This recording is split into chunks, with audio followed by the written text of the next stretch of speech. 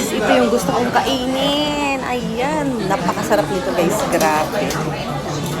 Kinamay ko na kasi para makain talaga. Itadakimasu.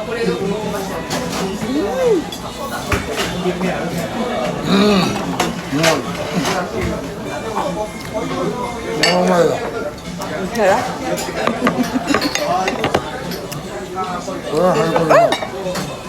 Ano yung mga itlog natanggal? Masarap din kasi ito. Ito guys, itlog ng isda. Isda. Masarap ng isda. Ito yung favorite ko dito. Ito naman ano to yung lato sa atin. Lato. Yung galing lang nito, may lato, may itlog ng isda, mayroong uni yung tayong, tuyong. Napakatamis ng itlog ng isda guys, grabe.